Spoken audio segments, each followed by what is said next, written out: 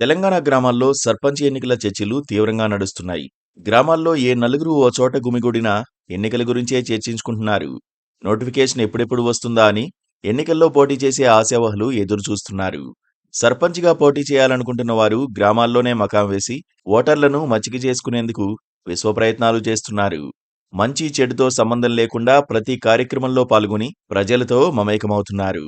మరికొందరు ఒక అడుగు ముందుకేసి గ్రామాల్లో ప్రత్యేకంగా మేనిఫెస్టో సైతం రిలీజ్ చేస్తున్నారు. ఈ నేపథ్యంలో స్థానిక సంస్థల ఎన్నికలపై కీలక అప్డేట్ వచ్చింది. స్థానిక సంస్థల ఎన్నికల నిర్వహణ కోసం ప్రభుత్వం సిద్ధమవుతున్నట్లు తెలుస్తోంది. ఫిబ్రవరి చివర్లో స్థానిక సంస్థల ఎన్నికలు నిర్వహించాలని ప్రభుత్వం యోచిస్తున్నట్లు సమాచారం.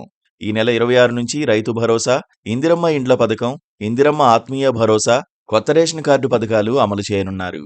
ఇవి పూర్తయిన వెంటనే ఎన్నికలు నిర్వహించాలని స్థానిక నేతలు కాంగ్రెస్ ప్రభుత్వాన్ని కోరుతున్నట్లు తెలిసింది.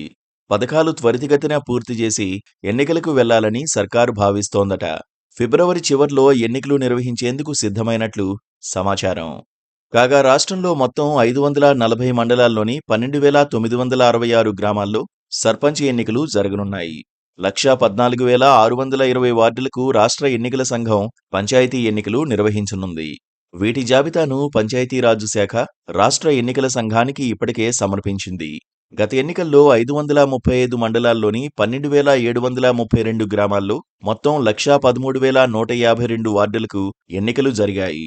ఈసారి అదనంగా మరో 5 మండలాలు, 234 గ్రామాలు, 1,468 వార్డుల్లో ఎన్నికలు జరగనున్నట్లు సమాచారం. గతేడాది ఫిబ్రవరిలో సర్పంచ్ల పదవీకాలం పూర్తికాగా ప్రస్తుతం గ్రామ పంచాయతీల్లో ప్రత్యేక అధికారుల పాలన సాగుతోంది. ఇక స్థానిక సంస్థల్లో బీసీలకు 42% రిజర్వేషన్ ఇవ్వాలని డిమాండ్లు వినిపిస్తున్నాయి.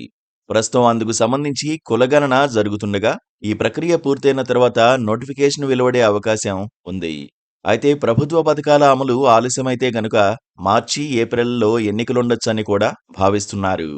Please do subscribe to Please do subscribe to Please do subscribe to Please do subscribe to Please do subscribe to Please do subscribe to KTV Telugu.